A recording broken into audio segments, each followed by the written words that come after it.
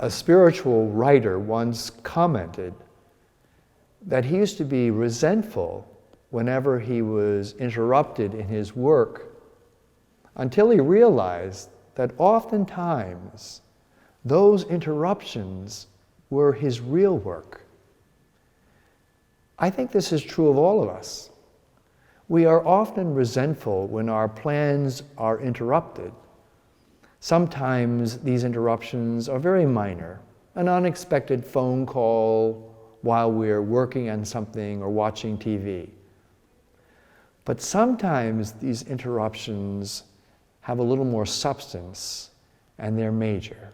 For instance, an unplanned pregnancy that interrupts a woman's career.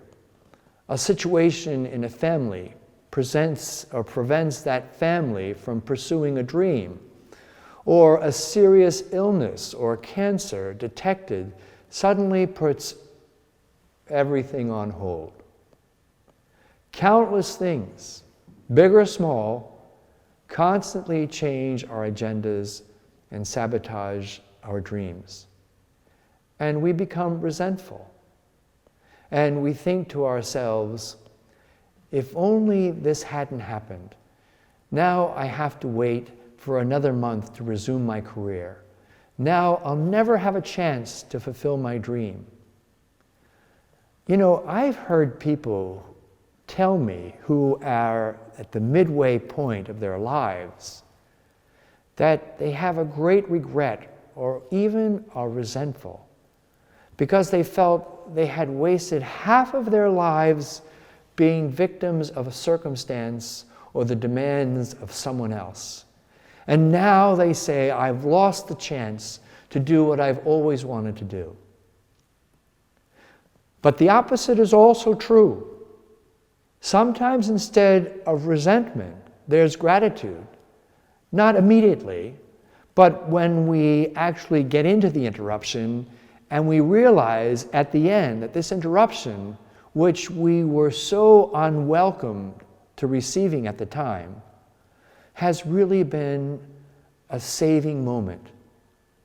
It, far from altering our real agenda, it was our real agenda. Instead of being a burden, it has become a moment of grace. This couple I know had this unplanned pregnancy. Suddenly, the wife was pregnant, and they thought they had enough children as it was. And when the news came that she was pregnant, all these fears arose. Economic, careers, travel, new house, everything was turned upside down. And believe it or not, they were upset. They were worried and slightly resentful.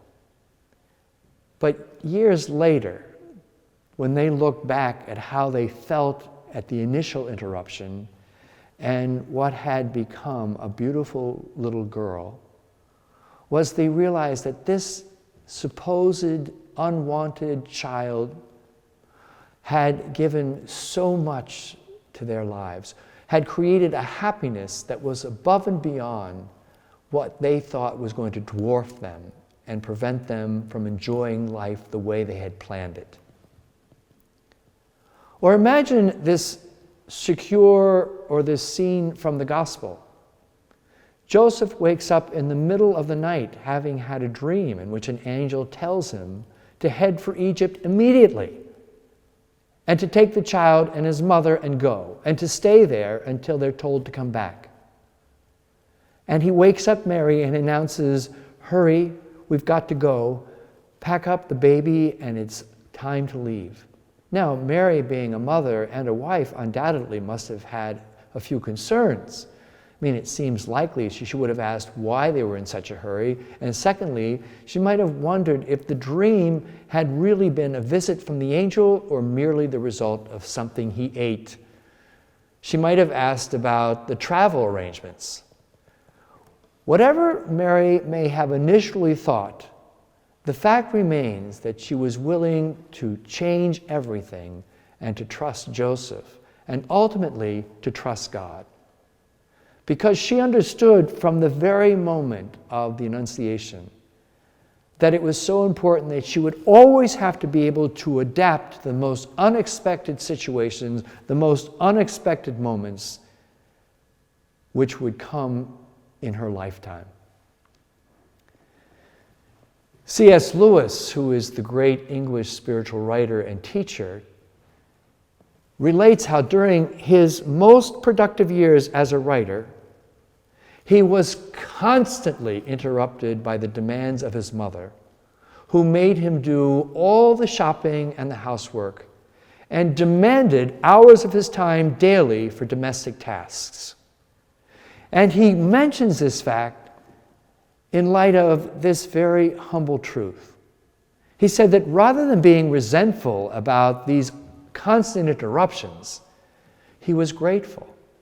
And he believed that it was precisely these domestic demands that kept him, this great writer with a beautiful mind, down in touch with life and instilled in him an empathy of the everyday human condition, and ultimately became the gift that enabled him to talk more clearly about theological issues through these ordinary human events.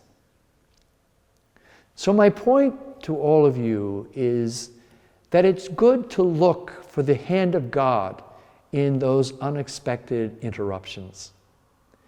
As baptized Christians, the truth is you have to expect derailment. Christ tells Peter by the seashore, Peter, you know, your life is now no longer your own.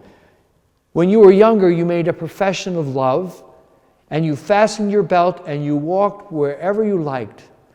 But now, Peter, as we're walking along this seashore, I want to tell you, others will put a belt around you and take you where you would rather not go.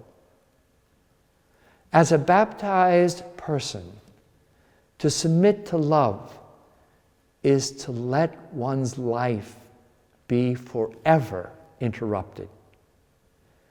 To not allow your life to have that unexpected moment is to say no to the love of Christ. One of the messages that Mary brings to the world in her appearances at places such as Lourdes and Fatima, and especially Medjugorje, is that we always have to be open to the mystery of God's love. And most importantly, that in being open to that mystery of love, we have to be willing to change on the spot. She says, pray that you will change. And no one knows this better, as I said, than Mary. Mary trusted and hoped that God would always bring good things out of those unexpected interruptions in her life. Although she didn't know the future, and neither do we, she did know God. She did know the God who loved her. Can you and I say the same thing?